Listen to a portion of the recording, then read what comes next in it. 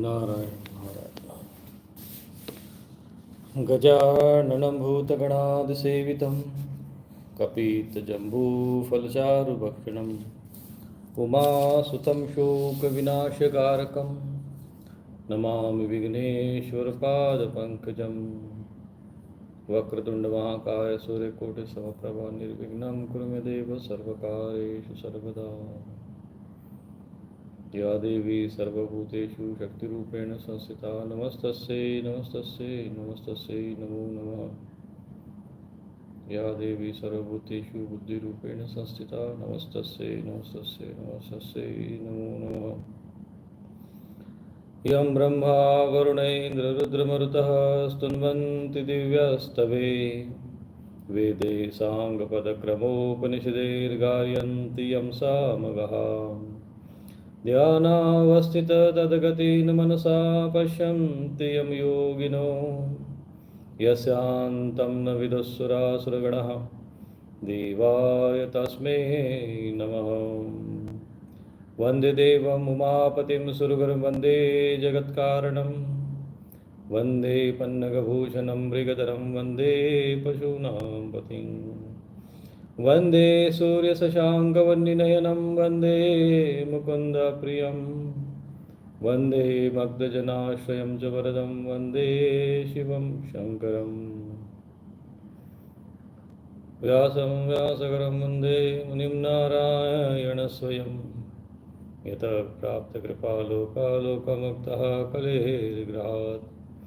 यस्य तुण्डाच्युतयूतो राजतेयं रसात्मकः तम् अच्युतं कथाकुञ्जे सुकूजन्तं शुकं भजे। राधा भक्तिर्हरिर्ज्ञानं ताभ्यां या च समन्विता तां श्रीभागवतीं गाथां वन्दे युगलरूपिणीं। कृष्णाय वासुदेवाय हरये परमात्मने प्रणतक्लेशनाशाय गोविन्दाय नमो नमः। नारायण नारायण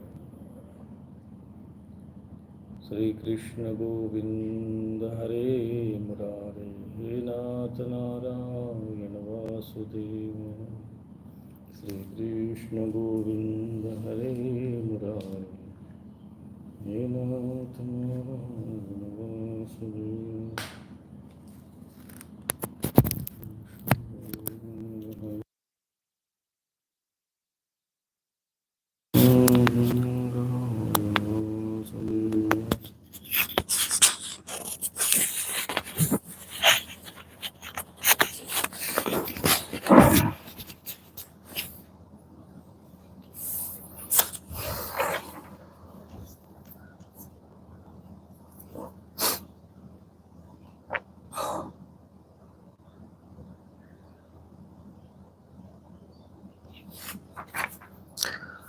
तो दशम स्कंद में भगवान श्री कृष्ण की लीलाओं का जो मथुरा में भगवान ने प्रवेश किया है उस पर आज हम चर्चा करेंगे।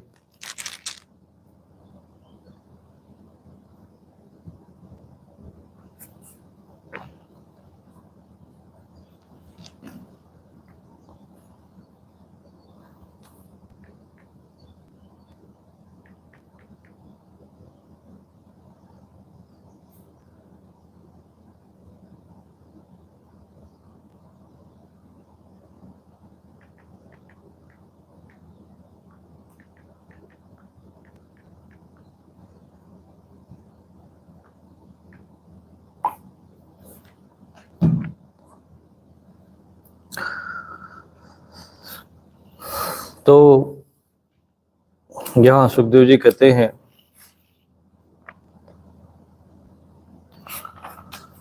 कि सभी यदुवंशी भगवान श्री कृष्ण और श्री बलराम जी के बाहुबल से सुरक्षित थे। उनकी कृपा से उन्हें किसी प्रकार के व्यथा नहीं थी, दुख नहीं था। उनके सारे मनोरथ सफल हो गए थे, विकृतार्थ हो गए थे और अब अपने अपने घरों में आनंद से विहार करने लगे। तो ये मथुरा का वर्णन है कि भगवान श्री कृष्ण और बलराम जी ने असुरत्व से उस मथुरा नगरी को, उस समस्त क्षेत्र को सत्व में बनाकर, आनंद में बनाकर सबको सुख और आनंद प्रदान किया। भगवान श्री कृष्ण का वदन आनंद का सदन है, वह नित्य प्रफुल्लित, कभी न कुमलाने वाला कमल है, उनका सौंदर्य अपार है। तो संसार के जितने भी ऐश्वर्य है, भोग है, विलासिता है, वो सब नश्वर मानी गई है। और ईश्वर और भगवान को हम ईश्वर कहते हैं। ईश्वर का अर्थ होता है कि जो कभी नष्ट नहीं होता, शाश्वत नहीं होता। हम शाश्वत सुख चाहते हैं, शाश्वत आनंद चाहते हैं, परंतु हम नश्वर की आराधना करते हैं और इसीलिए हमें शाश्वत सुख मिलता नहीं। यदि हमें शाश्वत सुख चाहिए तो जो नित्यम प्रमुदितम श्रीमत, ऐसा जो स्वरूप जिनका है, ऐसे भगवान कृष्ण का हमको भजन करना चाहिए। यदुवंशी प्रतिदिन उनका दर्शन करके आनंद मग्न रहते। मथुरा के वृद्ध पुरुष भी युवकों के समान अत्यंत बलवान और उत्साही हो गए, क्योंकि वे अपने नेत्रों के दोनों से बारंबार भगवान के मुखारविंद का अमृतमय मकरंद पान। तो ये भगवान वहां के रहने से वृद्ध पुरुष भी युवकों के समान बलवान उत्साही हो गए, क्योंकि उन्हें वो प्रेरणा, जो भगवान का जो प्राण है, जो ऊर्जा है, वो उन्हें प्राप्त हुई वहां पर। प्रिय परीक्षित, अब देवकी नंदन भगवान श्री कृष्ण बलराम जी दोनों ही नंद जी के पास आए और गले लगाने के बाद उनसे कहा कि पिताजी, आपने और माँ यशोदा ने बड़े स्नेह और दुलार से हमारा लालन पालन किया, इसमें कोई संदेह नहीं कि माता पिता संतान पर अपने शरीर से अधिक स्नेह करते हैं।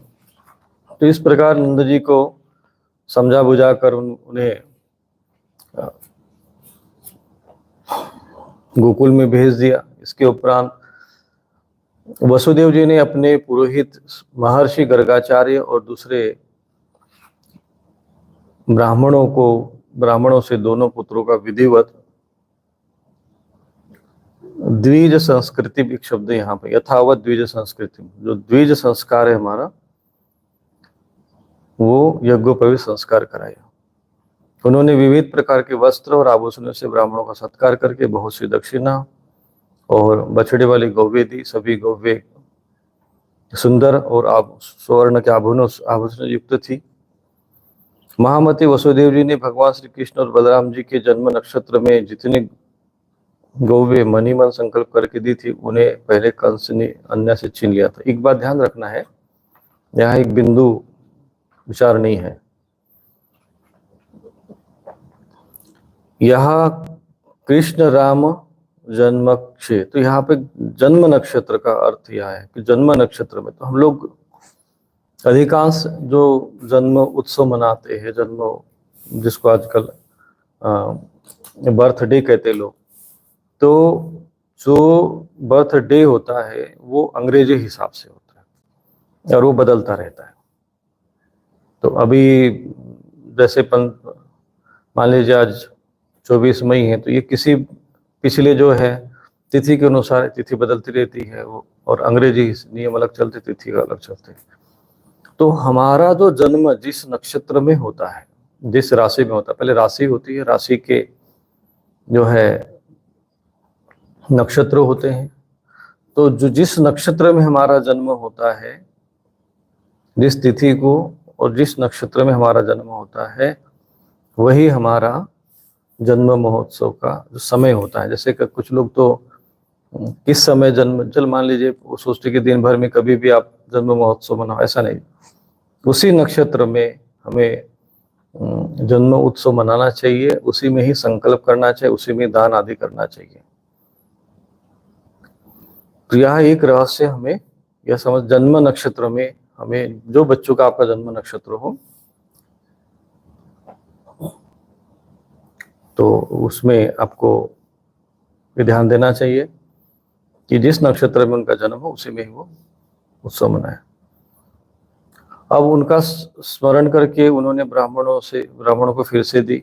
इस प्रकार यदुवंशियों के आचार्य गर्ग जी से, इन्होंने एक गर्ग संहिता लिखी है, क्योंकि यदुवंशियों के आचार्य होने के कारण यदुवंश का और गोकुल का वर्णन इन्होंने, और वो सारी जो गोपियां थी उनका वर्णन कि यहाँ कभी हो संभव मिला, समय मिला तो आपको गर्ग संहिता भी सुना देंगे। तो गर्ग संहिता में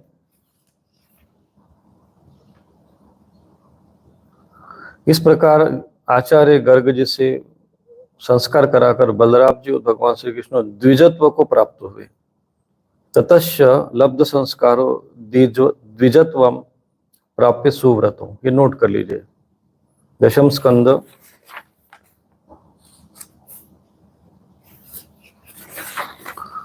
और 45वां अध्याय है ये।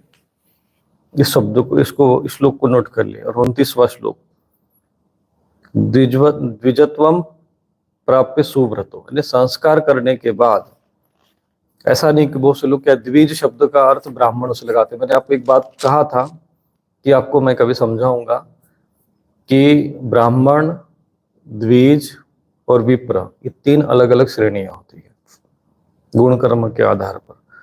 तो संस्कारा द्विज उच्चते, ये बात जो शास्त्र में आती है कि जन्म से सभी शूद्र माने जाते, संस्कारा द्विज उच्चते। तो यहाँ पे द्विजत्वम प्राप्य सुव्रतो लब्ध संस्कारो, यानी जो संस्कार, ततश्च लब्ध संस्कारो द्विजत्वम प्राप्य सुव्रत, बलराम जी और श्री कृष्ण भगवान को द्विजत्व प्राप्त हो गया। तो जो लोग कहते हैं ना द्विज का अर्थ केवल ब्राह्मण से लगाते हैं या ब्राह्मण वर्ण के साथ लगाते हैं, वो द्विज शब्द की गलत व्याख्या करते हैं। यहाँ पर द्विजत्व का प्राप्त होता है संस्कारा द्विज उच्चते, और वही बात श्रीमद् भागवत महापुराण में भी ये प्रमाण मिल रहा है। द्विजत्व प्राप्त, उनको द्विजत्व को प्राप्त हो गए। ऐसे ही विश्वामित्र जी तपस्या करते हैं तो ब्राह्मणत्व को प्राप्त हो गए। इसी ये सिद्ध होता है कि कोई भी व्यक्ति ब्राह्मणत्व, द्विजत्व या किसी भी स्वरूप, किसी भी वर्ण को अपने संस्कारों के द्वारा, कर्मों के द्वारा, तपस्या के द्वारा प्राप्त कर सकते हैं। इसका जन्म से कोई संबंध नहीं होता, जन्म से कोई द्विज नहीं होता। यदि उसका संस्कार नहीं हुआ तो वो द्विज नहीं है। संस्कारा द्विज उच्चते, युगोपवीत संस्कार अथवा दीक्षा का संस्कार, मंत्र दीक्षा जिसको गुरु के द्वारा विधिवत मंत्र दीक्षा मिले या यज्ञोपवीत संस्कार हो जाए तो वो द्विज कहलाता है। अब द्विज का जो धर्म होगा, बहुत से लोग द्विज का अर्थ ब्राह्मण से लगा देते हैं और कहते हैं ये द्विज माने ब्राह्मण और उन्हीं की ही पूजा हो, बस उसी में यही तक सीमित माने जाते हैं। और वो जो धर्म है द्विज के, वो उन्हीं के लिए लागू करते, नहीं हमारे लिए नहीं है। जबकि ऐसा नहीं है, जिनका भी यज्ञोपवीत संस्कार होता है, जो मंत्र दीक्षा प्राप्त करते हैं, वे द्विज कहलाते हैं। दीक्षा को भी संस्कार कहते हैं। शिव पुराण में दीक्षा को संस्कार माना गया है। तो इसी ये सिद्ध होता है, प्रमाण यहाँ पर है, उपलब्ध है। वाल्मीकि रामायण में भी विश्वामित्र के विषय में कहते हैं कि उग्र तपस्या के द्वारा हे विश्वामित्र तुमने ब्राह्मणत्व को प्राप्त कर लिया है।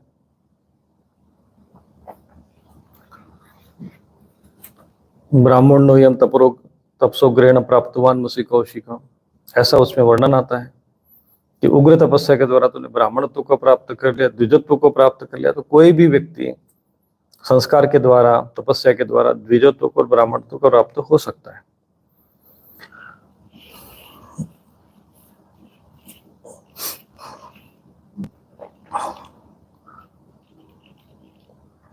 गर्गाद कुलाचार्या गायत्रम व्रतम स्थितो, उनका ब्रह्मचर्य व्रत अखंड तो था ही, अब उन्होंने गायत्री पूर्वक अध्ययन करने के लिए उसे नियमता स्वीकार कर लिया। श्री कृष्ण और बलराम जगत एकमात्र स्वामी है, सर्वज्ञ, सभी विद्याओं से निकली है, उनका निर्मल ज्ञान होता है। फिर भी उन्होंने मनुष्य की लीला करने के लिए उसे छिपा रखा था, तो उन्होंने वहां पर गुरुकुल में वास किया। अब वे दोनों गुरुकुल में निवास करने की इच्छा से काश्यप गोत्र उत्पन्न सांदीपनि मुनि के पास गए, जो अवंतीपुर में रहते थे। अवंतीपुर अर्थात अवंतिका उज्जैन को कहते हैं। ये 7 जो मोक्ष नगरियां मानी गई है, उसमें उज्जैन भी जो है मोक्ष नगरी है। अयोध्या, मथुरा, माया, काशी, कांची, अवंतिका, पुरी, द्वारावती चैव सप्तिता मोक्षदायिका, ये 5 नगरियां जो है मोक्षदायिका मानी गई है, उसमें अवंतिका है। तो उज्जैन को अवंतिका भी कहते हैं। अवंतीपुरी अवंतीपुर वासिनम। वे दोनों भाई विधि पूर्वक गुरु जी के पास रहने लगे। उस समय वे बड़े सुसंगत अपनी चेष्टाओं को सर्वथा नियमित रखे हुए थे। गुरुदेव तो नित्य उनका आदर करते ही थे। भगवान श्री कृष्ण और बलराम जी भी गुरु जी की उत्तम सेवा कैसे करनी चाहिए इसका आदर्श लोगों के समक्ष रखते हुए बड़ी भक्ति से इष्ट देव के समान उनकी सेवा करते थे। तो यहाँ पर स्वयं भगवान अवतीर्ण हुए हैं। कृष्णस्तु भगवान स्वयं कहते हैं, भगवान समस्त ऐश्वर्य, समस्त सामर्थ्य, समस्त शक्तियों के साथ अवतीर्ण हुए हैं। फिर भी वे गुरुकुल में जाते हैं, गुरु जी की सेवा करते हैं। और केवल इसलिए नहीं कि चलो मैं तो साक्षात ईश्वर स्वरूप हूँ तो मुझे गुरु जी की क्या सेवा करना चाहिए। बहुत से लोग गुरु सेवा करने में या कोई भी सेवा कर्म करने में संकोच अनुभव करते हैं, जबकि ऐसा होना नहीं चाहिए। और शुद्ध भाव से गुरु की सेवा करना चाहिए। और इष्ट देव के समान देवमेवा द्रुतो, ऐसा शब्द यहाँ है कि देवता यथा देवी तथा गुरु। जो भक्ति कैसे होनी चाहिए, जैसे देवताओं में है वैसे अपने गुरु में भी भक्ति होनी चाहिए। जब गुरु और देवता में समान भक्ति भाव उत्पन्न होता है तब शिष्य जो है पूर्णत्व को प्राप्त होता है। दोनों भ्राता को उन्होंने 6 अंग और उपनिषद सहित 6 अंग कौन से होते हैं, वेद के जो 6 अंग हैं,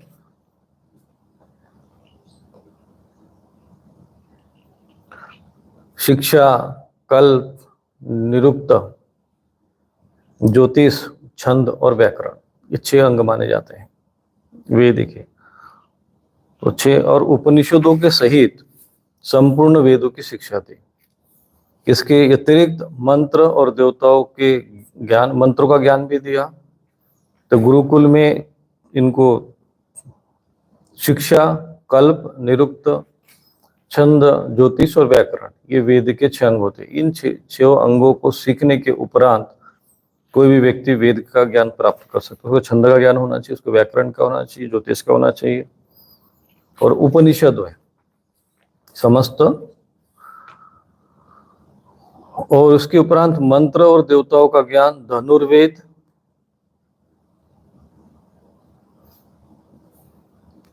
अब यहाँ मनुस्मृति आदि शब्द लिखा हुआ है, लेकिन यहाँ मनुस्मृति शब्द का यह उल्लेख नहीं है कि मनुस्मृति का मुझे लगता है कि ये बाद का विषय है। ये सरहस्यम धनुर्वेदम धर्मान न्याय पथांस्तता, तो न्याय आदि का उनको ज्ञान दिया। धर्म में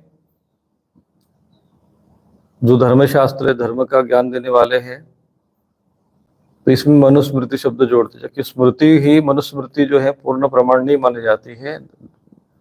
धर्मशास्त्रों में ब्राह्मण, आरण्यक ब्राह्मण ग्रंथ, गुह्य शास्त्र आदि धर्मशास्त्र माने जाते हैं। स्मृति अलग विषय होता है। लेकिन ये हिंदी में लिखते समय ये लोग कुछ न कुछ श्लोकों का अर्थ गलत लगा देते हैं। प्रोवाच वेदान अखिलान सांगोपनिषदो गुरु, उपनिषद और वेदों और उपनिषद का उनको अंगों सहित ज्ञान कराया। सरहस्यम धनुर्वेदम, धनुर्वेद का ज्ञान दिया उनको। धर्मान न्याय पंथा पथान सता, मीमांसा और वेदों का तात्पर्य और तर्क विद्या आदि की शिक्षा दी। तो 6 दर्शन होते हैं, 6 दर्शन का यहाँ पे ज्ञान दिया उनको। साथ ही संधि, विग्रह, यान, आसन, द्वेष और आश्रय, इन 6 भेदों से युक्त राजनीति का अध्ययन कराया। तो तथा चान्वीक्षिणी विद्याम राजनीतिम च षड्वेदा, तो वहां पर गुरुकुल में राजनीति की भी शिक्षा दी जाती थी। और राजनीति के भी 6 भेद होते हैं, जिसमें संधि करना, विग्रह, यान, आसन, द्वेध और आश्रय, ये राजनीति के 6 अंग होता है। तो ये राजनीति का ज्ञान भी गुरुकुल में दिया जाता था। ये इस प्रकार का वहाँ कोर्स हुआ करता था राजनीति में। तो ये सारे, चाहे वो मंत्र का विज्ञान हो, वेदों का ज्ञान हो, धनुर्वेद आदि जो उपवेद है उनका ज्ञान, समस्त धर्मशास्त्र, न्याय आदि जो शास्त्र हैं उनका भी, जो दर्शन आदि क्षेत्र में आता है उनका भी ज्ञान यहाँ पर कराया जाता था।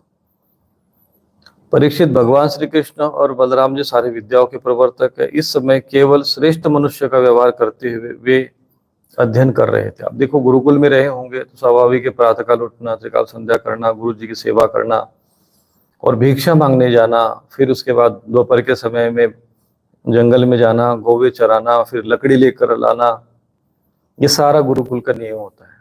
फिर वापस संध्या काल में आओ, फिर भोजन करो, ब्रह्मचर्य का पालन करो, फिर उसके बाद त्रिकाल संध्या करो, यज्ञ करे, होम करे, फिर रात्रि में फिर सेवा करे, फिर रात्रि में जब तक गुरु जी न सोए तब तक उनके चरण आदि की सेवा करना।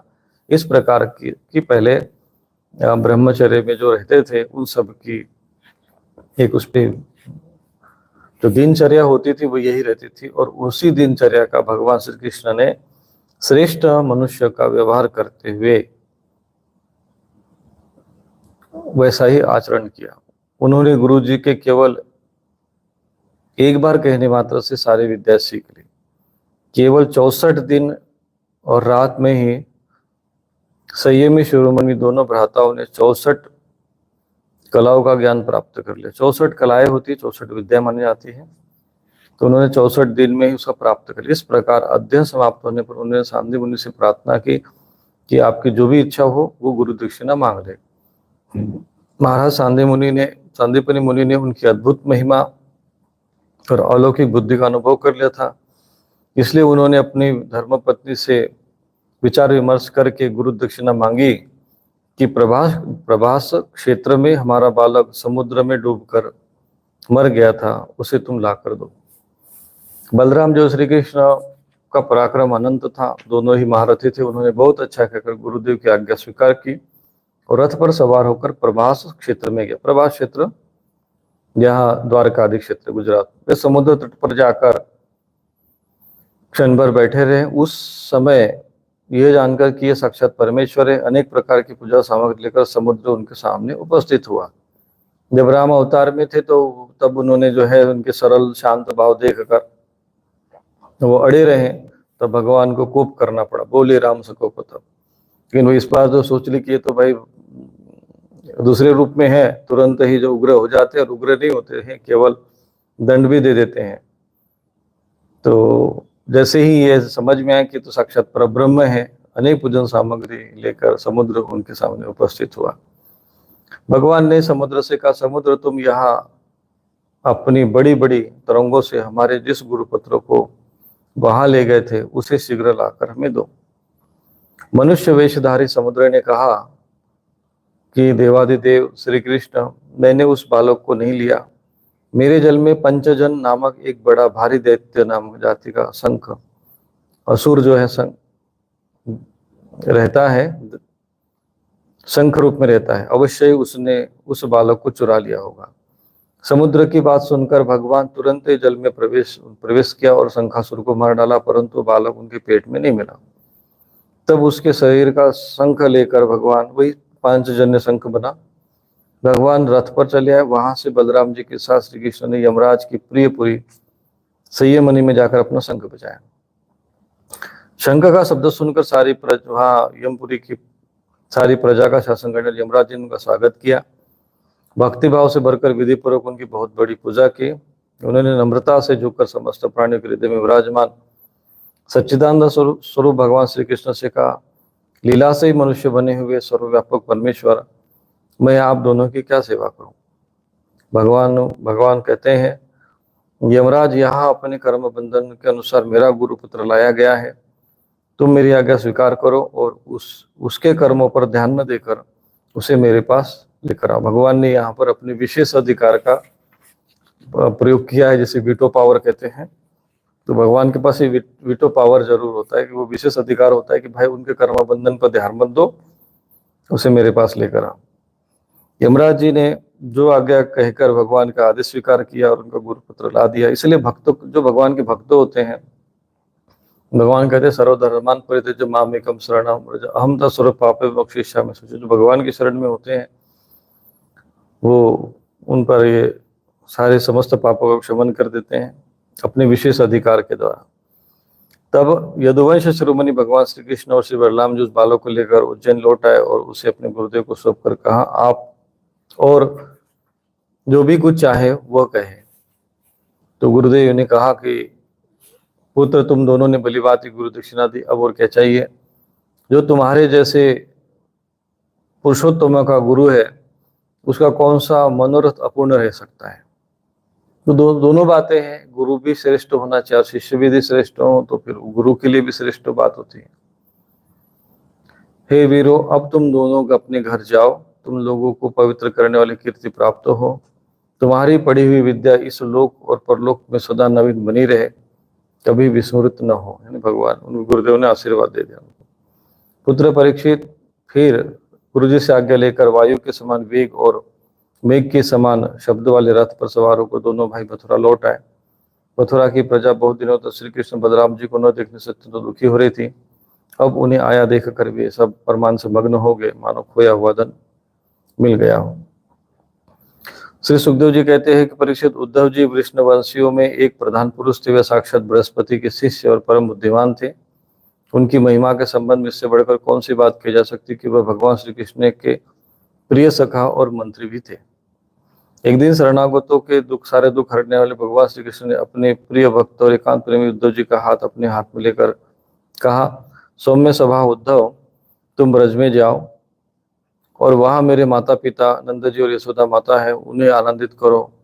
और गोपियां मेरे विरह की व्याधि से बहुत दुखी हो रही है, उन्हें मेरे संदेश सुनाकर उस वेदना से मुक्त करो। तो भगवान उस समय भी उन गोपियों का और ब्रज वासियों का भी ध्यान रख रहे हैं। उनको भी समझ में आया कि मैं तो इधर व्यस्त हो गया हूँ, तो उन्होंने वहां उद्धव जी को भेजा। प्यारे उद्धव, गोपियों का मन नित्य निरंतर मुझ में लगा रहता है। उनके प्राण, उनका जीवन, उनका सर्वस्व मैं ही हूँ। मेरे लिए उन्होंने अपने समस्त सगे संबंधियों को छोड़ दिया। उन्होंने बुद्धि से भी मुझे को अपना प्रिय, अपना प्रियतम ही नहीं अपना आत्मा मान रखा है। मेरा यह व्रत है कि जो लोग मेरे लिए लौकिक और पारलौकिक धर्मों को छोड़ देते हैं, उनका भरण पोषण मैं स्वयं करता हूँ। यह भगवान का एक वचन है, चौथे जो है चौथा श्लोक है, ये 46वां अध्याय। तो उनका भरण पोषण मैं स्वयं करता हूँ। प्रिय उद्धव, मैं उन गोपियों का परम प्रियतम हूँ। मेरे यहाँ चले आने से वे मेरे दुरस्त मानती है, अतः मेरा स्मरण करके अत्यंत मोहित और बार बार मूर्छित हो जाती है। वे मेरे विरह की व्यथा से व्याकुल हो रही है, प्रतिक्षण मेरे लिए उत्कंठित हो रही है। मैंने उनसे कहा था कि मैं आऊंगा, वही उनके जीवन का आधार है उद्धव, और तो क्या कहूँ, मैं ही उनकी आत्मा हूँ। वे नित्य निरंतर मुझ में ही तन्मय रहती है। श्री सुखदेव जी कहते, परीक्षित, जब भगवान कृष्ण ने यह बात कही तो उद्धव जी बड़े आदर से अपने स्वामी का संदेश लेकर रथ पर सवार हुए नंदगांव के लिए चल पड़े। परम सुंदर उद्धव जी सूर्यास्त के समय नंद जी के व्रज में पहुंचे। उस समय जंगल से गौवे लौट रही थी। उनके खुरों के आगाज से धूल उठ रही थी कि उनका रथ ढक गया था। व्रज भूमि में ऋतुमती गौों के लिए मतवाले सांड आपस में लड़ रहे थे। उनकी गर्जना से सारा व्रज गूंज रहा था। थोड़े दिनों की ब्याही हुई गौवे अपने तनों के भारी भार से दबी होने पर भी अपने अपने बछड़ों की ओर दौड़ रही थी। सफेद रंग के बछड़े इधर उधर उछल कूद मचाते हुए बहुत ही भले मालूम होते थे। गाय धोने की घर घर की ध्वनि से और तथा बांसुरियों की मधुर टेर से अब भी व्रज की अपूर्व शोभा हो रही थी। गोपी और गोप सुंदर सुंदर वस्त्र और गहनों से सज धज कर श्री कृष्ण बलराम जी के मंगल में गान कर रहे थे। इस प्रकार व्रज की शोभा और बढ़ गई थी। गोपों के घरों में अग्नि, सूर्य, अतिथि, गौ, ब्राह्मण और देवता पितरों की पूजा की होगी थी। उस समय जो जिनकी उपासना हुआ करती थी वो ये बताया इसमें 12वें में। अग्नि का आरती, अतिथि, गो, विप्र, पितृ, देव अर्चन, ध्यान रखना है। देवताओं का अर्थात देव यज्ञ, विप्रो, गौ, अतिथि, अग्नि, अर्क, अतिथि, गो, विप्र, पितृदेवार्चनान्विते, ऐसा शब्द आया है। धूप दीपेश मालेश, इसमें आया कि धूप देव और चारों तरफ जगमगा रहे थे। उन घरों को पुष्पों से सजाया गया था। तो ये उस समय वर्णन आता है कि अग्नि, सूर्य, अतिथि, गौ, ब्राह्मण, देव यज्ञ और पितरों की पूजा हुआ करती थी।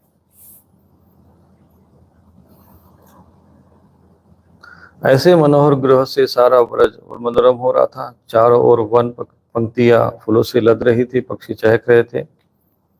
जब भगवान श्री कृष्ण के प्रिय अनुचर उद्धव जी ब्रज में आए, तब उनसे मिलकर आनंद जी बहुत प्रसन्न हुए। उन्होंने उद्धव जी को गले लगाकर उनका वैसा ही सम्मान किया मानो स्वयं भगवान श्री कृष्ण आ गए हो। समय पर उत्तम अन्न का भोजन कराया और जब वे आराम से पलंग पर बैठ गए, सेवकों ने पांव दबाकर पंखा से थकावट दूर की। तब नंद जी ने उनसे पूछा, परम भाग्यवान उद्धव जी, आप हमारे सखा वासुदेव जी के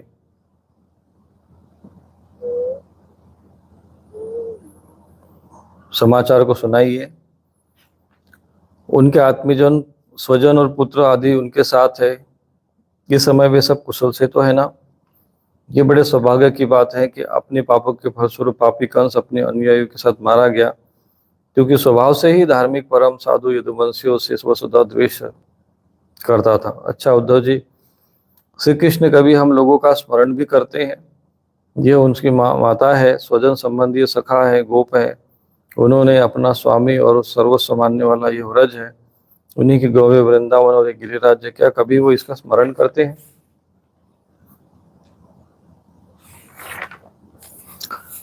तो सुखदेव जी कहते हैं कि परीक्षित, नंद जी का हृदय यो ही भगवान कृष्ण के अनुराग रंग में रंगा हुआ था। जब इस प्रकार से वे उनकी लीलाओं का एक एक करके स्मरण करने लगे, तब उनसे प्रेम की बाढ़ विवल हो गए और मिलने की इच्छा से उत्कंठा होने पर भी गला रोनकर चुप हो गए। यशोदा माता भी वही बैठकर नंद जी की बातें सुन रही थी। श्री कृष्ण की एक एक लीला सुनकर उनके नेत्रों से आंसू बहते जाते थे।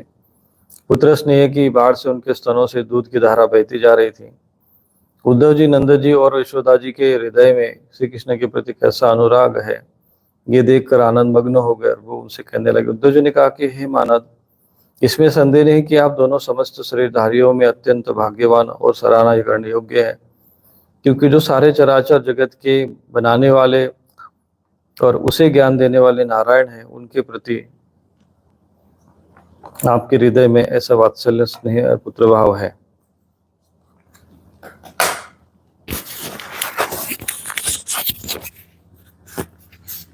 बलराम जी और श्री कृष्ण पुराण पुरुष है।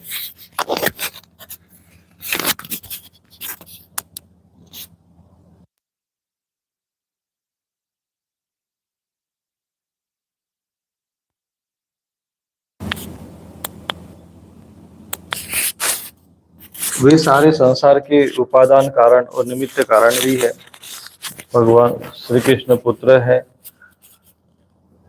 ऐसा आपका भाव है, परंतु भगवान श्री कृष्ण पुरुष है तो बलराम जी प्रधान प्रकृति, ये दोनों ही समस्त शरीरों में प्रविष्ट होकर उन्हें जीवन दान देते हैं और उनमें उनसे अत्यंत विलक्षण जो जीव स्वरूप, ज्ञान स्वरूप जीव है, उनका नियमन करते हैं।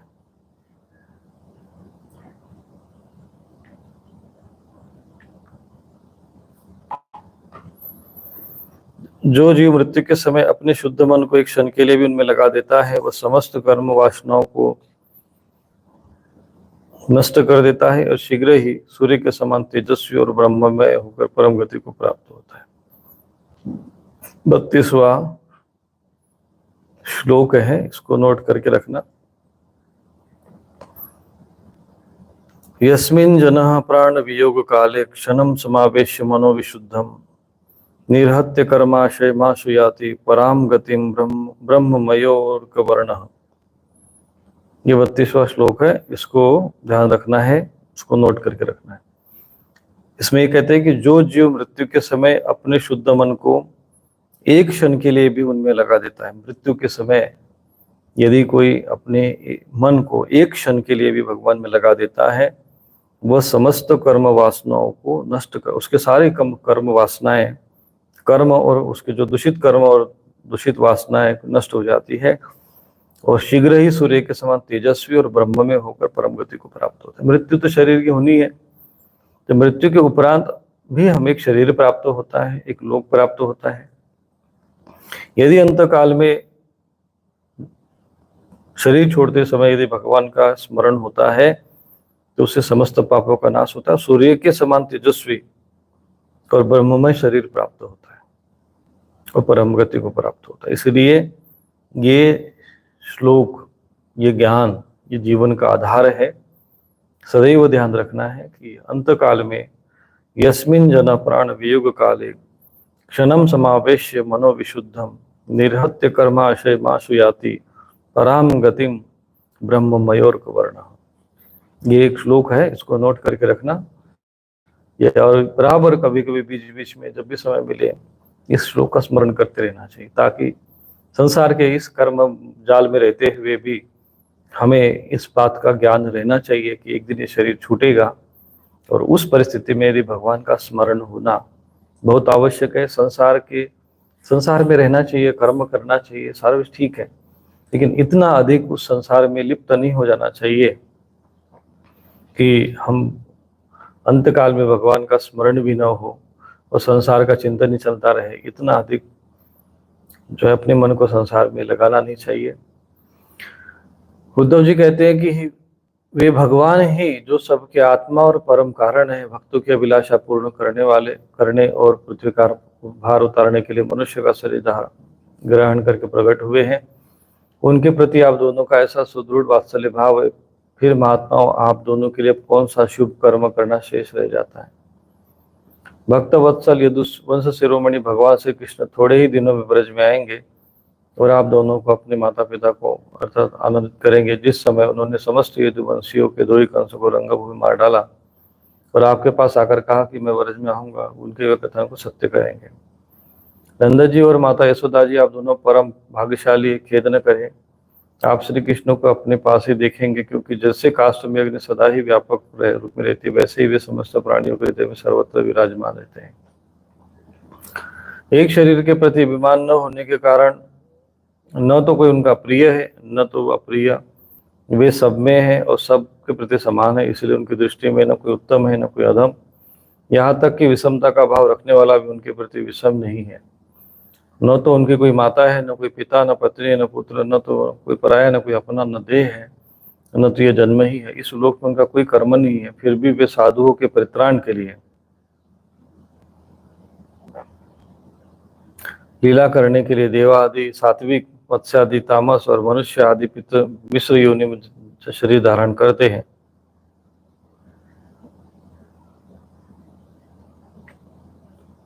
भगवान अजन्मा है, उनमें प्राकृत सत्व रजा आदि में से एक भी गुण नहीं है। इस प्रकार सब इन गुणों से अतीत होने पर भी लीला के लिए खेलकर में वो सत्व रज और तम इन 3 गुणों को स्वीकार कर लेते, उनके द्वारा जगत की रचना पालन संहार करते रहते हैं।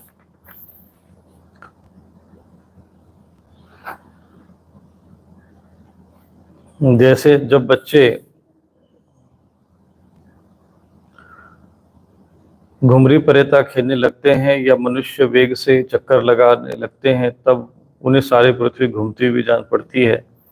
वैसे ही वास्तव में सब कुछ करने वाला चित्त ही है, परंतु उस चित्त में अहम बुद्धि हो जाने के कारण भ्रमवश उसे आत्मा अपना मैं समझ लेने के कारण जीव कर्ता समझने लगता है। भगवान श्री कृष्ण केवल आप दोनों के पुत्र ने, वे समस्त प्राणियों के आत्मा, पुत्र, माता पिता, स्वामी भी है। इसलिए नंद जी, जो कुछ देखा सुना जाता है वो चाहे भूत से संबंधित रखता हो, चाहे वर्तमान से भविष्य से, स्थावर या जंगम, महान हो या अल्प, ऐसी कोई वस्तु नहीं है जो भगवान श्री कृष्ण से पृथक हो। हे नंद जी, श्री कृष्ण के अतिरिक्त कोई ऐसी वस्तु नहीं है जिसे वस्तु कह सके। वास्तव में वे ही सब है, वे ही परमार्थ सत्य है। परीक्षित, भगवान श्री कृष्ण के सखा उद्धव और नंद जी इस प्रकार परस्पर वार्ता कर रहे थे और वो रात बीत गई। कुछ रात शेष रहने पर गोपियां उठी, दीपक जलाकर उन्होंने घर की देहली पर वासुदेव का पूजन किया, अपने घरों को झाड़ बुहार कर साफ किया और फिर दही मथने लगी। गोपियों की कलाइयों में कंगन शोभायमान हो रहे थे, रस्सी खींचते समय बहुत भली मालूम हो रहे थे। उनके नितंब स्तन और गले के हार हिल रहे थे, कानों के कुंडल हिल उड़कर उनके कुमकुम मंडित कपोलों की लालिमा बढ़ा रहे थे। उनके आभूषणों की मणियां दीपक की ज्योति से और भी जगमगा रही थी तथा इस प्रकार वे अत्यंत शोभा से सम्मानित होकर दही मत रहे थे। उस समय गोपियां कमल नयन भगवान श्री कृष्ण के मंगलमय चरित्र का गान कर रहे थे। उनका वह संगीत दही मतनी की ध्वनि से मिलकर और भी अद्भुत हो गया और स्वर्गलोक तक जा पहुंचा, जिसका स्वर लहरी सपोर फैलकर दिशाओं का अमंगल मिटा देती है।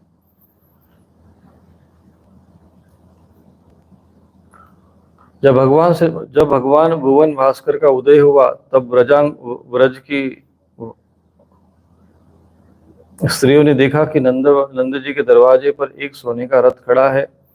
वे एक दूसरे से पूछने लगी, ये किसका रथ है? किसी गोपी ने कहा, कंस का प्रयोजन सिद्ध करने वाला अक्रूर ही कहीं फिर तो नहीं आ गया है, जो कमल नयन प्रिय श्री कृष्ण को यहाँ से मथुरा ले गया था।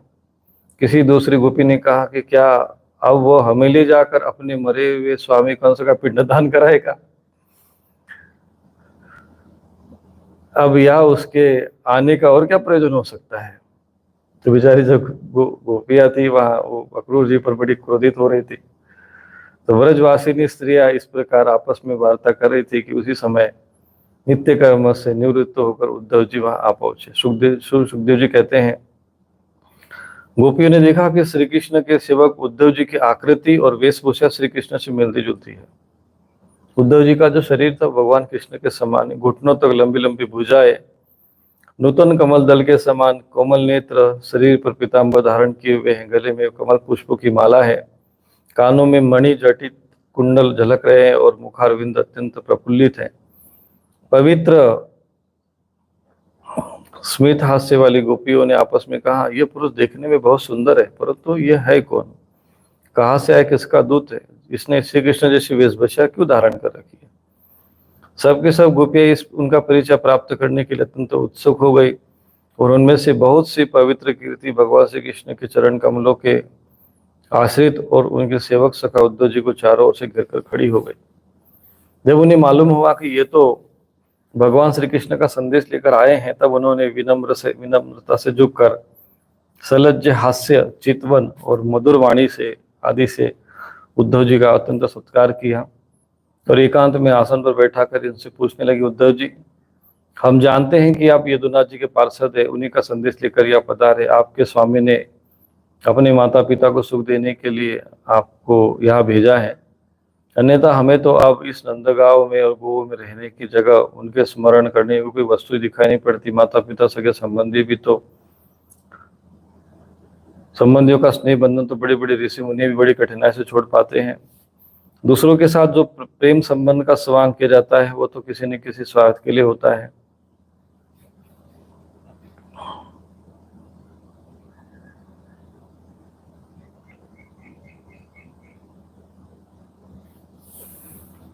परीक्षित, गोपियों के मन, वाणी और शरीर श्री कृष्ण में तल्लीन थे। जब भगवान श्री कृष्ण के दूत बनकर उद्धव जी व्रज में आए, तब वे उनसे इस प्रकार कहते कहते ये भूल गए कि कौन सी बात किस तरह के सामने कहनी चाहिए। भगवान श्री कृष्ण ने बचपन से लेकर किशोर अवस्था तक जितनी भी लीलाएं की थी, उन सब को स्मरण करके गोपियों का गान करने लगी। वे आत्मविस्मृत होकर स्त्री सुलभ लज्जा को भी भूल गए और फुट फुट कर रोने लग गई। एक गोपी को उस समय स्मरण हो रहा था कि भगवान कृष्ण के मिलन की लीला का। उसी समय उसने देखा कि पास एक भौरा गुनगुना रहा है। उसने ऐसा समझा मानो मुझे रूठी हुई समझकर भगवान श्री कृष्ण से मनाने के लिए दूध भेजा। वो गोपी भौरे से इस प्रकार कहती है,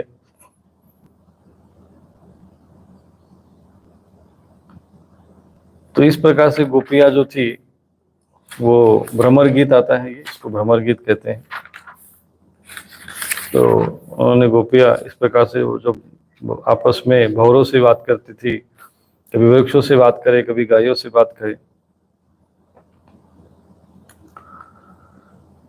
श्री सुखदेव जी कहते, परीक्षित, गोपियां भगवान श्री कृष्ण के दर्शन के लिए अत्यंत उत्सुक और लालायित हो रही थी। उनके लिए वो व्यथित हो रहे थे। उनकी बातें सुनकर उद्धव जी ने उन्हें उनके प्रियतम का संदेश सुनाकर सांत्वना देते हुए इस प्रकार कहा। उद्धव जी ने कहा कि अरे गोपियों, तुम कृतकृत्य हो, तुम्हारा जीवन सफल है। देवियों, तुम सारे संसार के लिए पूजनीय हो, क्योंकि तुम लोगों ने इस प्रकार भगवान श्री कृष्ण को अपना हृदय, अपना सर्वस्व समर्पित कर दिया है। दान, व्रत, तप, होम, जप, वेद अध्ययन, ध्यान, धारणा, समाधि और कल्याण के अन्य विविध साधनों के द्वारा भगवान की भक्ति प्राप्त हो, यही प्रयत्न किया जाता है।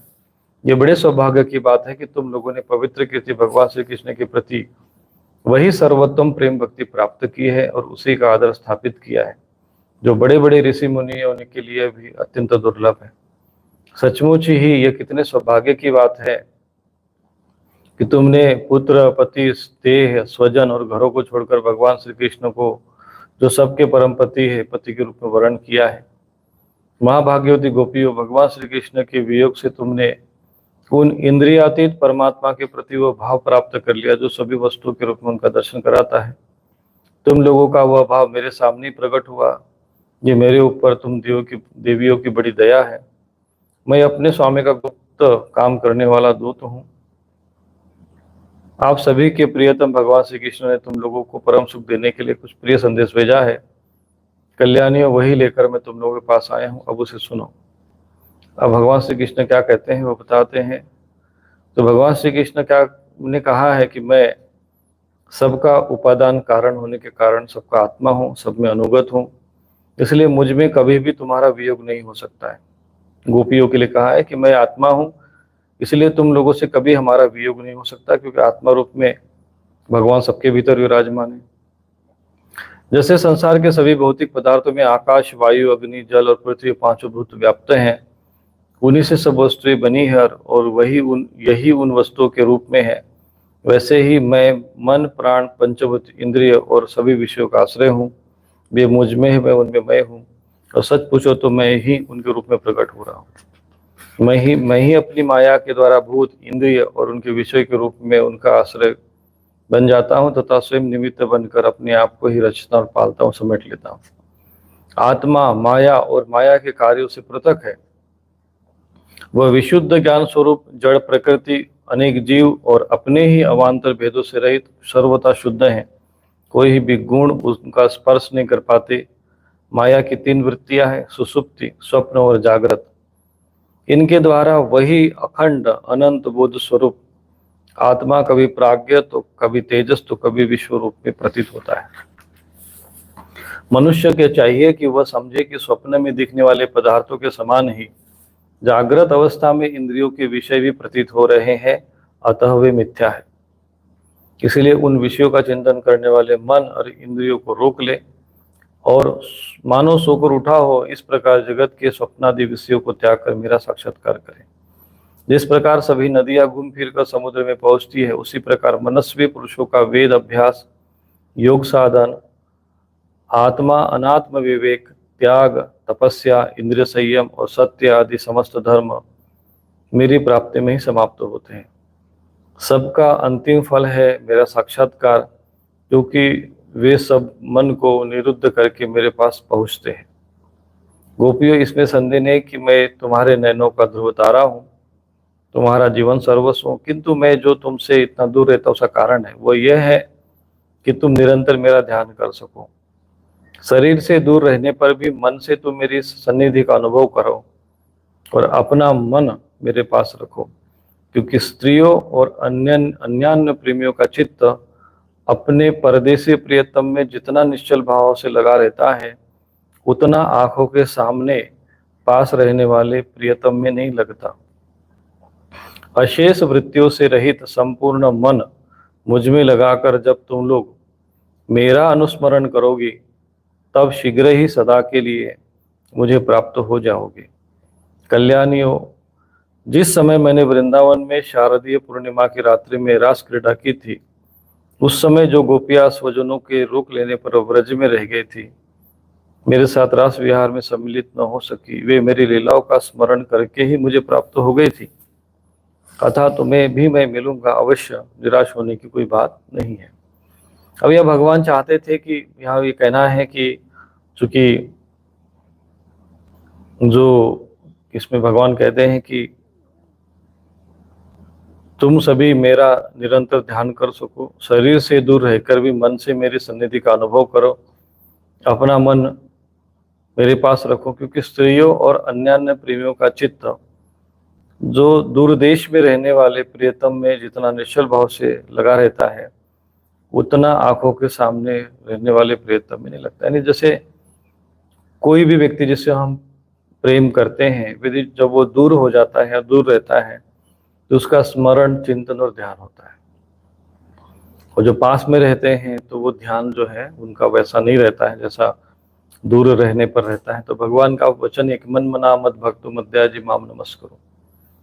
और कभी कभी पास में रहने पर तो अहमता के कारण जो भगवान का जैसा स्मरण चिंतन होना चाहिए, जो भाव जैसा होना चाहिए वैसा रहता नहीं है। थोड़ा दूर रहने पर वो भाव बन जाता है। तो श्री सुखदेव जी कहते हैं, परीक्षित अपने प्रियतम श्री कृष्ण का यह संदेश सुनकर गोपियों को बड़ा आनंद हुआ। उनके संदेश से उन्हें श्री कृष्ण के स्वरूप और एक एक लीला का स्मरण हुआ। प्रेम से भरकर उन्होंने उद्धव जी से कहा, गोपियों ने कहा कि उद्धव जी, ये बड़े सौभाग्य और आनंद की बात है कि यदुवंशियों को सताने वाला पापी कंस अपने अनुयायियों के साथ मारा गया। यह भी कम आनंद की बात नहीं कि श्री कृष्ण के बंधु बांधव गुरुजनों के सारे मनोरथ पूर्ण हो गए तथा अब हमारे प्रिय श्री कृष्ण उनके साथ सकुशल निवास कर रहे। परंतु उद्धव जी, एक बात आप हमें बतलाइए, जिस प्रकार हम अपनी प्रेम भरी लजीली उन्मुक्त चितवन से उनकी पूजा करती थी और वे भी हमें प्रेम करते थे, उसी प्रकार मथुरा की स्त्रियों को भी वे प्रेम करते हैं या नहीं? तब तक दूसरी गोपी बोल उठी, कही कि अरे सखी, हमारे प्रिय श्री कृष्ण तो प्रेम की मोहिनी कला के विशेषज्ञ है। सभी श्रेष्ठ स्त्रियां उनसे प्रेम करती है, फिर भला वो नगर की स्त्रियां उनसे मीठी मीठी वार्ता करने, हाव भाव से उनको देखेगी तब उसमें क्यों न रह जाएगी? दूसरी गोपियां कहते हैं कि साधो, आप ये तो बतलाइए कि जब सारी नागरी नारियों की मंडली में कोई बात चलती है और हमारे प्रिय स्वच्छंद रूप से बिना किसी संकोच में जब प्रेम की बात करने लगते हैं, तब क्या कभी प्रसंगवश हम गांव की ग्वालिनों को भी कोई भगवान याद करते हैं, हमको स्मरण करते हैं?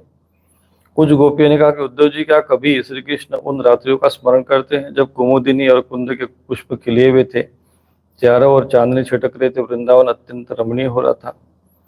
उन रात्रियों में उन्होंने रास मंडल बनाकर हम लोगों के साथ नृत्य किया था, कितना सुंदर थी वो रास क्रीड़ा। उस समय हम लोगों के पैरों के नुपुर रुंझुन रुंझुन बज रहे थे।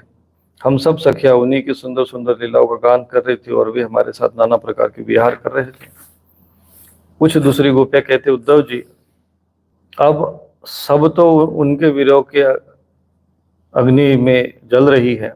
देवराज इंद्र जैसे जल बरसा कर वन को हरा भरा कर देते हैं, उसी प्रकार क्या कवि श्री कृष्ण भी अपने करस प्रसादी से हमें जीवन दान देने के लिए आएंगे?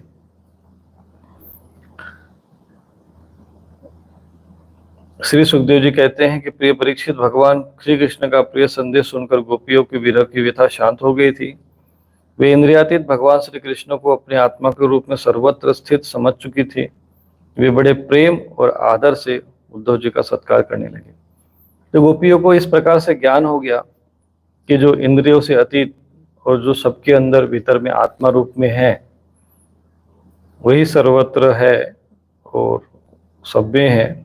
तो जब किसी को जब आत्मज्ञान हो जाता है, क्योंकि परम तत्व का जो अनुभव है, गोपियों ने भगवान कृष्ण को शरीर रूप में भी माना था, परंतु ये जानते थे कि ये परब्रह्म परमात्मा भी है, ईश्वर स्वरूप में है।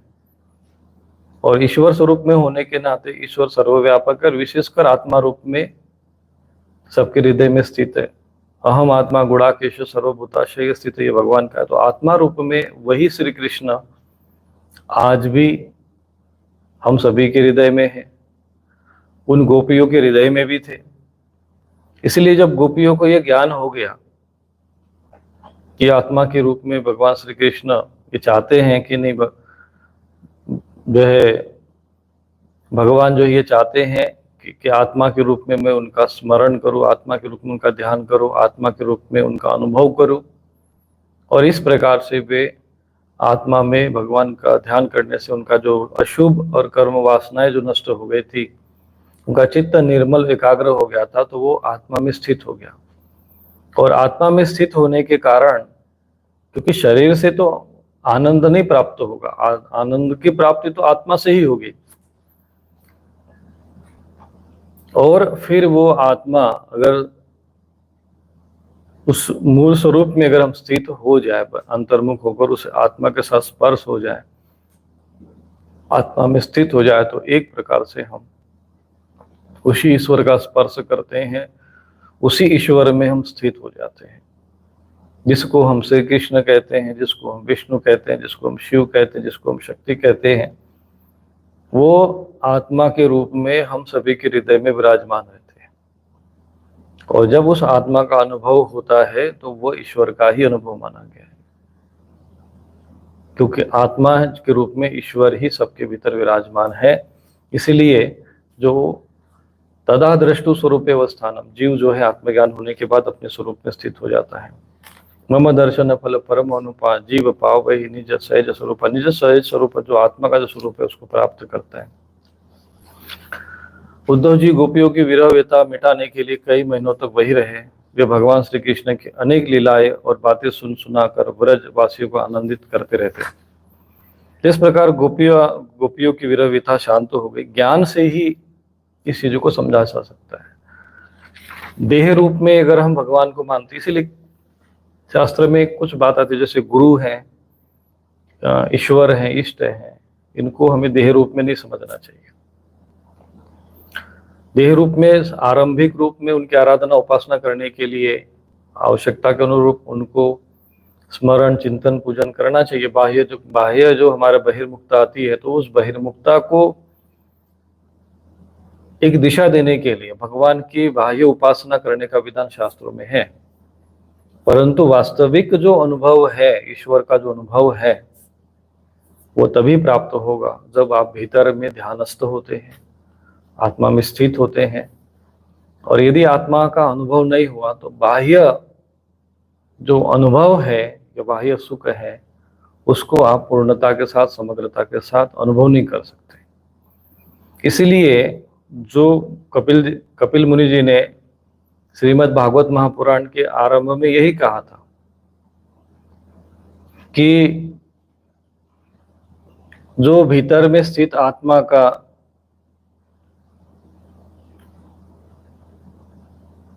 स्मरण किए बिना या उसका उधर ध्यान न देकर बाह्य क्रियाकलापों को ही भक्ति उपासना मान लेते हैं, उसी को आराधना करते हैं और अंतर्मुख नहीं हो पाते, तो वो विडंबना है, आडंबर माना गया। क्योंकि बाहर की जितनी भी क्रियाकलाप होते हैं, चाहे हम मंदिर होते हैं, वहाँ का जो व्यवस्था होती है, तो वो हमें अंतर्मुख करने के लिए होती है। जो सुगंधित धूप हमें अंतर्मुख करने के लिए होती है, जब अंतर्मुख करने के लिए, संगीत अंतर्मुख करने के लिए, ये सारे क्रियाकलाप इसलिए होते हैं कि हम अंतर्मुख हो जाए और आत्मा की ओर अग्रसर हो और आत्मा का जो अनुभव है वो हम करें। तो बाह्य क्रियाकलापों का जो सार है, उसकी जो सार्थकता है, वो इसमें है कि ये सारे क्रियाकलाप, सारी उपासना पद्धतियां हमें आत्मा की ओर ले चले, आत्मा के पास आत्मा का संस्पर्श मिले। क्योंकि ज्ञान, ऊर्जा, शक्ति, समस्त कामना की पूर्ति का जो केंद्र बिंदु है, आधार बिंदु हो, वो आत्मा ही है और वही परमात्मा है। आत्मा सु परमात्मा और जाने सु महात्मा। तो ये जो रहस्य है, ये उन गोपियों को समझ में आ गया और फिर वो अपने आत्मा में स्थित होकर भगवान का, चूंकि इसलिए ये भक्ति मार्ग जो होता है, भक्ति का जो परिणाम है वो ज्ञान और वैराग्य होता है। तो जब भक्ति करते हैं, अंतर्मुख विधिवत भक्ति होती, शास्त्रोक्त भक्ति करते हैं, तो जो अशुभ कर्म है वो नष्ट हो जाते हैं, अशुभ वासनाएं नष्ट हो जाती है, चित्त शुद्ध हो जाता है। और जैसे शुद्ध जल में जैसे सूर्य का बिंब, प्रतिबिंब प्रकाशित होता है, जल यदि अशुद्ध रहेगा तो उसमें सूर्य का प्रतिबिंब नहीं दिखेगा, परंतु वही जल यदि पवित्र शुद्ध, जितना निर्मल होता है उतना वो प्रतिबिंब स्पष्ट होता है। उसी प्रकार से ये आत्मा का अनुभव होता है। परंतु दुर्भाग्यवश उसी आत्मा का अनादर करके अत्याधिक बहिर्मुखता जब बाहर होती है, तब वो भक्ति न होकर वो अधर्म हो जाता है, वो पाखंड हो जाता है, वो आडंबर हो जाता है। तो भक्ति की सार्थकता, बाह्य क्रियाकलापों की सार्थकता केवल इतनी है जब वो आपको अंतर्मुख करती है। और यदि बहिर्मुख करती है, नाचना, गाना, कूदना, उछलना, ये सब चीजें नहीं। अगर आप ध्यान कीर्तन भी करते हैं, तो कीर्तन करते समय जब आपकी आंखें बंद होती है, कभी भी आपने देखना, जब भी व्यक्ति को सुख होता है तो उसकी आंखें अपने आप बंद हो जाती है। अत्यधिक आनंद का अतिरेक होने पर आंखें स्वतः ही बंद हो जाती है। इससे यह सिद्ध होता है कि सुख और आनंद का जो केंद्र बिंदु है वो आत्मा है। नंद जी के व्रज में जितने दिनों तक उद्धव जी रहे उतने दिनों तक भगवान श्री कृष्ण की लीला की चर्चा होते रहने के कारण व्रजवासियों को ऐसा जान पड़ा मानो अभी एक क्षण ही हुआ हो। भगवान के परम प्रेमी भक्त उद्धव जी कभी नदी तट पर जाते, कभी वनों में विहारते, कभी गिरिराज की घाटी में विचरते, कभी रंग बिरंगे फूलों से लदे हुए वृक्षों में रम जाते। और यहाँ भगवान श्री कृष्ण ने कौन सी लीला की, यह पूछकर व्रजवासियों की भगवान श्री कृष्ण उनकी लीलाओं के स्मरण में तन्मय कर देते हैं। उद्धव जी ने व्रज में रहकर गोपियों की इस प्रकार की प्रेम विकलता और भी बहुत सी प्रेम चेष्टाएं देखी। इस प्रकार श्री कृष्ण में तन्मयता देखकर वे प्रेम और आनंद से भर गए। अब वे गोपियों को नमस्कार करते इस प्रकार कहने लगे, इस पृथ्वी पर केवल इन गोपियों का शरीर ही धारण करना श्रेष्ठ सफर है, क्योंकि वे सर्वात्मा भगवान श्री कृष्ण के परम प्रेम में दिव्य महाभाव में स्थित हो गई है। ये महाभाव में स्थित हो गई है। प्रेम की यह ऊंची से ऊंची स्थिति संसार के भाव से भीत मुमुक्षु जनों के लिए ही नहीं, अपितु बड़े बड़े मुनियों तथा हम भक्तजनों के लिए भी अभिवांछनीय है। हमें इसकी प्राप्ति नहीं हो सकी। सत्य है, जिन्होंने भगवान श्री कृष्ण की लीला कथा के रस का चस्का लग गया है, उन्हें कुलीनता, द्विजाति समुचित संस्कार की और बड़े बड़े यज्ञ यागों में दीक्षित होने की क्या आवश्यकता है। अथवा यदि भगवान की कथा का रस नहीं मिला, उसमें रुचि नहीं हुई, तो अनेक महाकल्पों तक बार बार ब्रह्मा होने से भी क्या लाभ है। कहा ये वंचर की आचार ज्ञान और जाति से हीन गांव की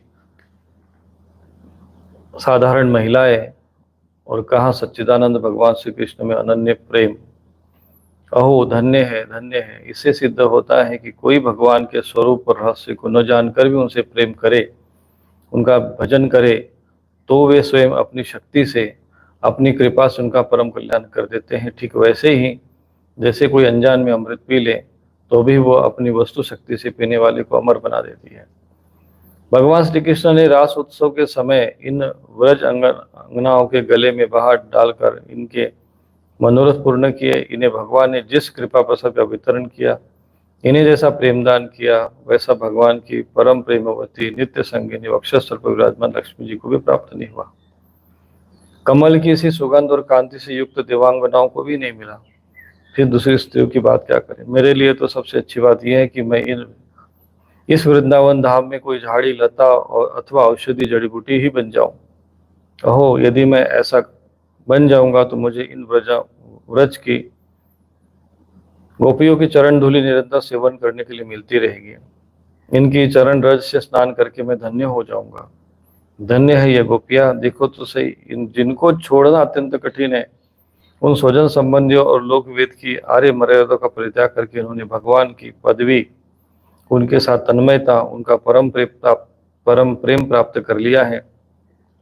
औरों की तो बात क्या, भगवत वाणी, उनकी निश्वास रूपी समस्त श्रुतियां उपनिषदें भी अब तक भगवान के परम प्रेम स्वरूप को ढूंढती ही रहती है, प्राप्त नहीं कर पाए। स्वयं भगवती लक्ष्मी जी इनकी पूजा करती रहती है। ब्रह्मा शंकर आदि परम समर्थ देवता और पूर्ण काम आत्माराम बड़े बड़े योगेश्वर अपने हृदय में जिनका चिंतन करते रहते हैं।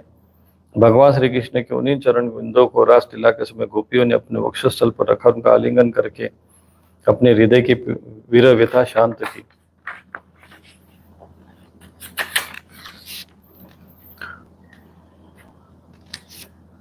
नंद जी के व्रज में रहने वाली गोपियों की चरण धूलि को मैं बार बार प्रणाम करता हूँ, उसे सिर पर चढ़ाता हूँ। अहो इन गोपियों ने भगवान श्री कृष्ण की लीला कथा का संबंध में जो कुछ गान किया है, वह तीनों लोगों को पवित्र कर रहा है और सदा सर्वदा पवित्र करता रहेगा।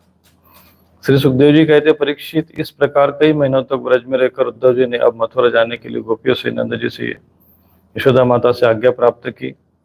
ग्वाल वालों से विदा लेकर वहां से यात्रा करने के लिए वे रथ पर सवार हुए।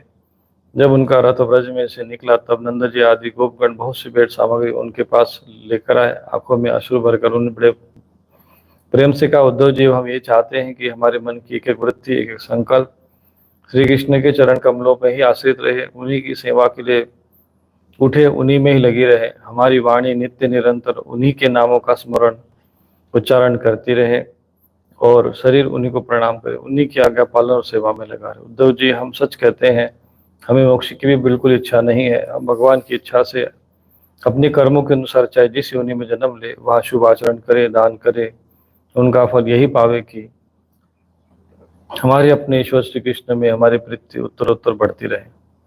प्रिय परीक्षित, नंद जी आदि गोपों ने इस प्रकार श्री कृष्ण भक्ति के द्वारा उद्धव जी का सम्मान किया। अब वे भगवान श्री कृष्ण के द्वारा सुरक्षित मथुरापुरी में लौट आए। वहां पहुंचकर उन्होंने भगवान श्री कृष्ण को प्रणाम किया और उन्हें व्रजवासियों की प्रेममय भक्ति का उद्रेक जैसा देखा था कह सुनाया।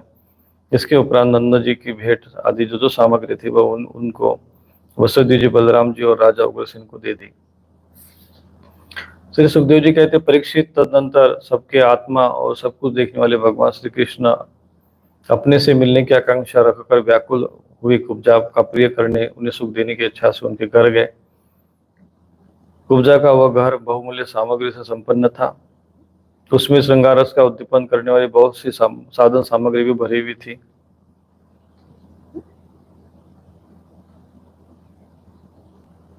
भगवान को अपने घर आते देखकर कुब्जा तुरंत अपने आसन से उठ खड़ी और सखियों के साथ आगे बढ़कर उनका विधि पर भगवान का स्वागत सत्कार किया। श्रेष्ठ आसन आदि देकर विविध उपचार से उनकी पूजा की।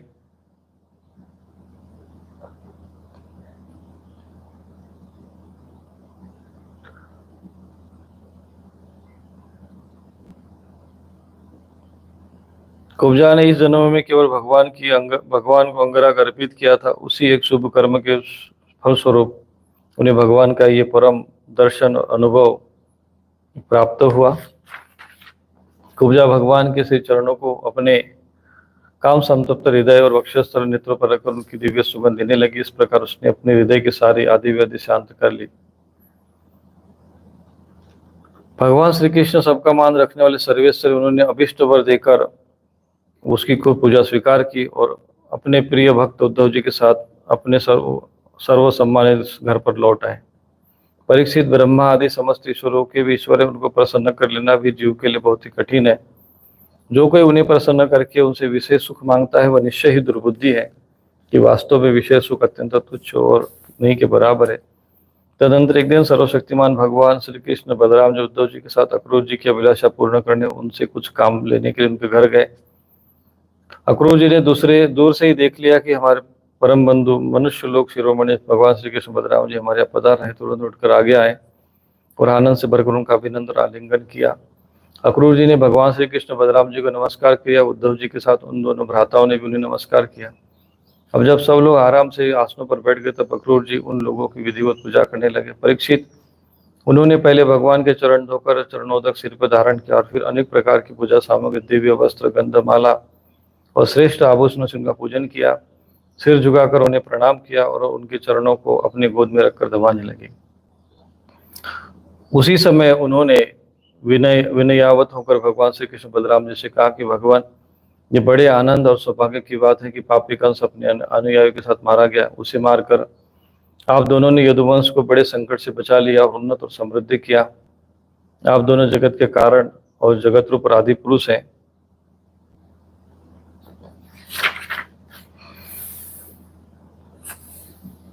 श्री सुखदेव जी कहते, परीक्षित, इस प्रकार भक्त अक्रूर जी ने भगवान श्री कृष्ण की पूजा और स्तुति की। इसके उपरांत भगवान श्री कृष्ण ने अपनी मधुर वाणी से उन्हें मानो मोहित करते हुए कहा। भगवान श्री कृष्ण ने कहा कि आप, हे तात, आप हमारे गुरु, उपदेशक और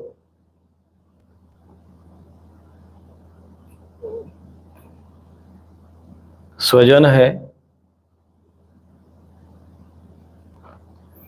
हमारे वंश में अत्यंत प्रशंसनीय और सदा के हितैषी है।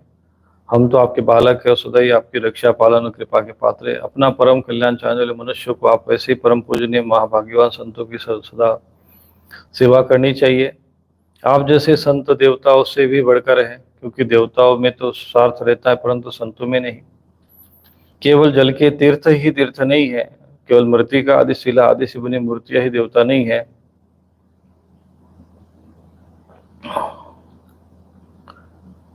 उनकी तो बहुत दिनों तक श्रद्धा से सेवा की जाए तब भी पवित्र करते हैं, परंतु संत पुरुष तो अपने दर्शन मात्र से ही पवित्र कर देते हैं।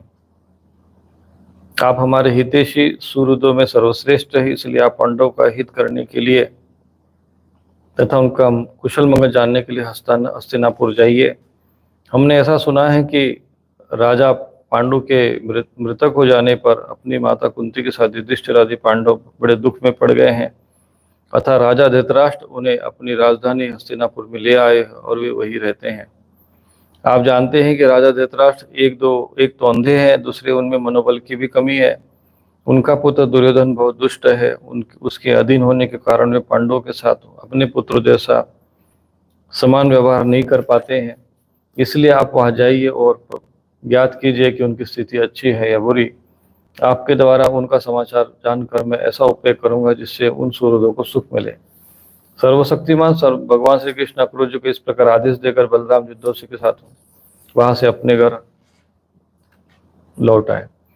श्री सुखदेव जी कहते हैं, परीक्षित भगवान के आज्ञा अनुसार अक्रूर जी हस्तिनापुर गए। वहां की एक एक वस्तु पर पूर्ववंशी नरपतियों की अमर कीर्ति की छाप लगी रही है। वे वहां पहले धृतराष्ट्र, भीष्म, विदुर, कुंती, बाल्हिक और उनके पुत्र सोमदत्त, द्रोणाचार्य, कृपाचार्य, कर्ण, दुर्योधन, द्रोणपुत्र, अश्वत्थामा, युधिष्ठिर आदि 5 पांडव और अन्य इष्ट मित्रों से मिले। जब गांधीनी नंदन अक्रूर जी इस इष्ट मित्रों सगे संबंधी से भली भांति मिल चुके, तब उन सब लोगों ने उनसे मथुरावासी स्वजन संबंधियों की कुशलक्षेम पूछी। उनका उत्तर देकर अक्रूर जी ने भी हस्तिनापुर वासियों के कुशल मंगल के संबंध में पूछताछ की। परीक्षित, अक्रूर जी ये जानने के लिए धृतराष्ट्र पांडवों के साथ कैसा व्यवहार करते कुछ महीने तक वही रहे। सच पूछो तो धृतराष्ट्र में अपने दुष्ट पुत्रों की इच्छा के विपरीत कुछ भी करने का साहस न था। वे शकुनी आदि दुष्टों की इच्छा के अनुसार काम करते थे। अक्रूर जी को कुंती और विदुर जी ने बतलाया कि धृतराष्ट्र के पुत्र दुर्योधन आदि पांडवों के प्रभाव, शस्त्र कौशल, बल, वीरता तथा विनय आदि सद्गुण देखकर उनसे ईर्ष्या करते रहते हैं। जब वे यह देखते हैं कि प्रजा पांडव से विशेष प्रेम रखती है, तब वे और भी चढ़ जाते हैं और पांडवों का अनिष्ट करने के लिए उतारू हो जाते हैं। अब तक दुर्योधन आदि धृतराष्ट्र के पुत्रों ने पांडवों पर कई बार विषदान आदि बहुत से अत्याचार किए हैं, आगे भी बहुत कुछ करना चाहते हैं।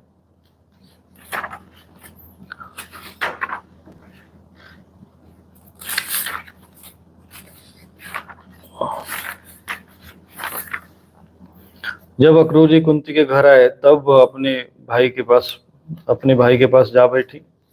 अक्रूर जी को देखकर कुंती के मन में अपने मायके की स्मृति जागृत हुई और नेत्रों में आंसू भरा। उन्होंने कहा कि प्रिय भ्राता, क्या कभी मेरे माता पिता, भाई बहन, कुल की स्त्रियां, सखी सहेलियां मेरा स्मरण करती है? मैंने सुना है कि हमारे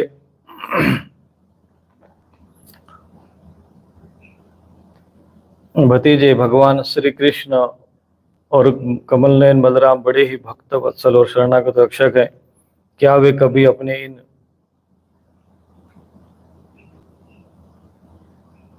भाइयों का भी स्मरण करते हैं? मैं शत्रुओं के बीच घिरकर शोकाकुल हो रही हूँ। मेरी वही दशा है जैसे कोई हिरणी भेड़ियों के बीच में पड़ गई हो। मेरे पुत्र बिना पिता के हो गए हैं।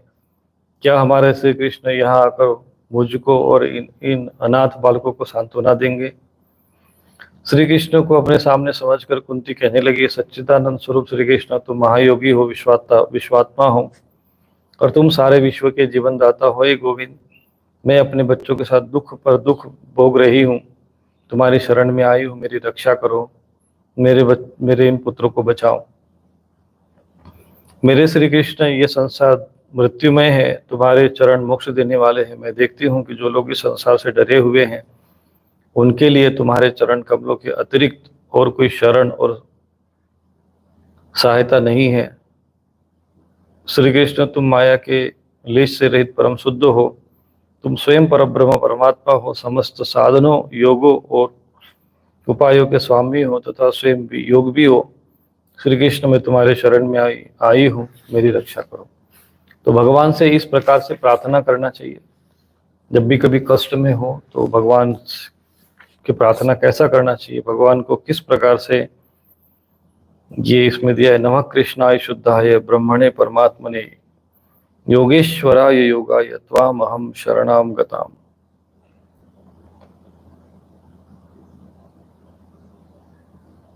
कृष्ण कृष्ण महायोगिन विश्वात्मन विश्वभावन प्रपन्नाम पाहि गोविंद शिशुभिश्चावसीदति।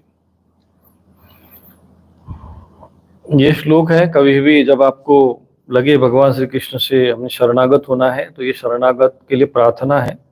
नमः, इसको नोट कर ले। 13वां श्लोक है, 39वां अध्याय।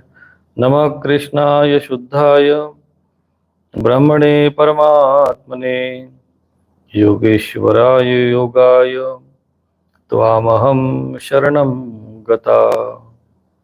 तो ये जब भी आप संकट में हो, परेशानी में हो, तब आप इस श्लोक का उच्चारण अवश्य क्या करें।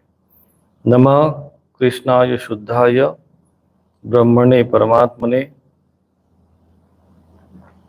योगेश्वराय योगाय त्वाम अहम शरणम गता।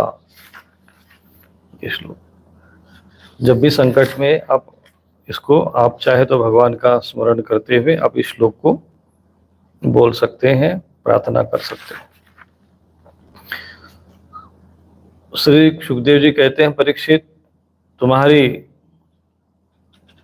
परदादी कुंती इस प्रकार अपने सगे संबंधियों और अंत में जगदीश्वर भगवान श्री कृष्ण को स्मरण करके अत्यंत दुखित हो गई और रोने लगी। अक्रूर जी और विदुर जी दोनों ही सुख और दुख को समान दृष्टि से देखते थे। दोनों यशस्वी महात्माओं ने कुंती को उनके पुत्रों के जन्मदाता धर्म, वायु आदि देवताओं का स्मरण दिलाया और ये कहकर कि तुम्हारे पुत्र अधर्म का नाश करने के लिए ही उत्पन्न हुए हैं, बहुत कुछ समझाया बुझाया और सांत्वना दी। अक्रूर जी जब मथुरा जाने लगे तब राजा धृतराष्ट्र के पास आए।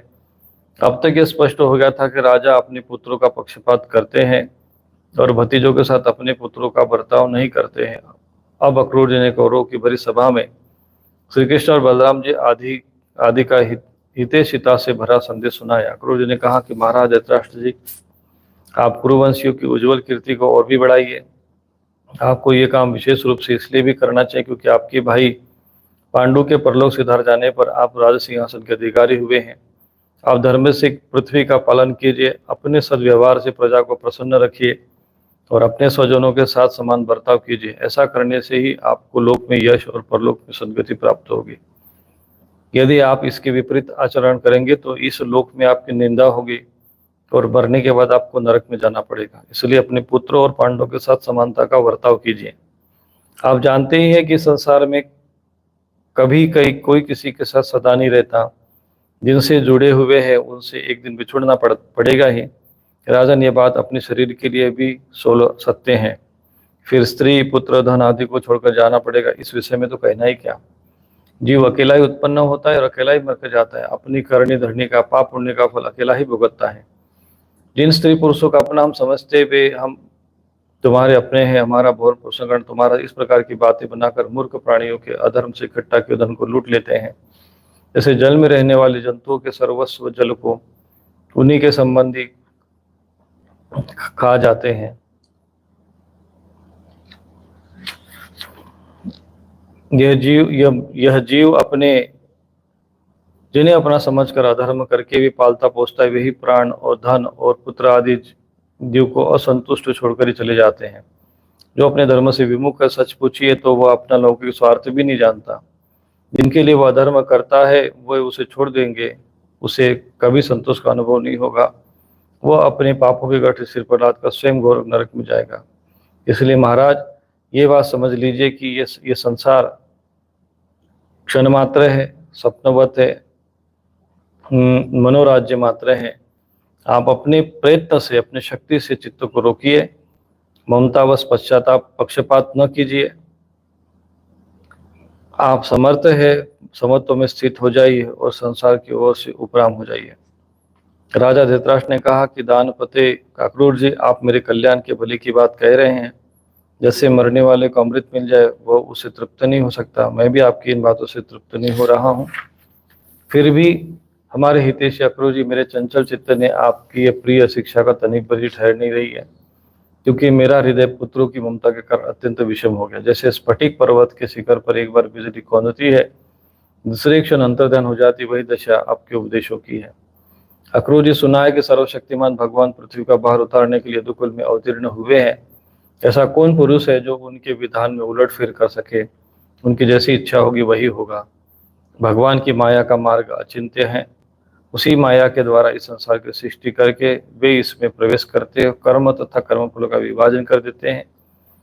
इस संसार चक्र की व्यवस्था उनकी अचिंत्य लीला शक्ति के अतिरिक्त और कोई कारण नहीं है। मैं उन्हीं परम ऐश्वर्यशाली प्रभु को नमस्कार करता हूँ। श्री सुखदेव जी कहता है, इस प्रकार अक्रूर जी महाराज धृतराष्ट्र का अभिप्राय जानकर और कुरुवंशी स्वजन सगे संबंधियों से प्रेम पूर्वक अनुमति लेकर मथुरा लौट आए।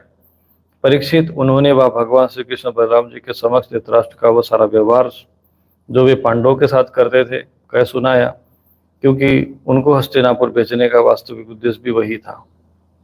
इस प्रकार से दशम स्कंद का पूर्वार्ध समाप्त होता है और अब उत्तरार्ध, दशम स्कंद का उत्तरार्ध आरंभ होगा। तो भी भागवत महापुराण में ये सब दशम स्कंद, एकादश और ये 2 स्कंद थोड़े से विस्तार पूर्वक इसका वर्णन है, तो हम सुनते जाएंगे धीरे धीरे। भगवान की कथा मनोरम है और इसमें ज्ञान, भक्ति और वैराग्य का भाव है, तो इसका ज्ञान आप सभी को होता है, इस भाव से मैं आपको सुना रहा हूँ। और यहाँ भगवान का एक विशेष जो भाव, कुछ ऐसे भागवत महापुराण में बहुत सारे ऐसे विषय आ रहे हैं जो हमारे धर्म से संबंधित शंकाओं का समाधान करते हैं, और भगवान की प्राप्ति में जो सहायक ज्ञान है, भगवान की भक्ति में जो सहायक विषय है, वो सारा भागवत महापुराण में विभिन्न स्थानों पर लिखा हुआ। जैसे अभी एक अक्रूर जी का ये उपदेश था, तो ये उपदेश सुनते समय हमारे लिए क्या आवश्यक है, हमें किन बातों को इसे ग्रहण करना चाहिए, वो भी हमें विचार करना चाहिए। तो श्रीमद् भागवत महापुराण केवल भगवान श्री कृष्ण की या अन्य अवतारों की केवल लीलाओं का वर्णन ही नहीं है। जैसे महाभारत में केवल युद्ध का वर्णन नहीं, अन्य भी विषय के वर्णन है, ऐसे श्रीमद् भागवत महापुराण में ज्ञान, भक्ति और वैराग्य को बढ़ाने वाले बहुत से विषय हैं और ज्ञान के विषय हैं। तो उन सबको समझना चाहिए, नोट करना चाहिए, चिंतन करना चाहिए, मनन करना चाहिए, और हम अपना जीवन इस ज्ञान को प्राप्त करके कैसे सार्थक कर सकते हैं, इस पर भी चिंतन मनन करना चाहिए। तो पुनः कल इस विषय पर चर्चा करेंगे। तब तक के लिए नारायण नारायण।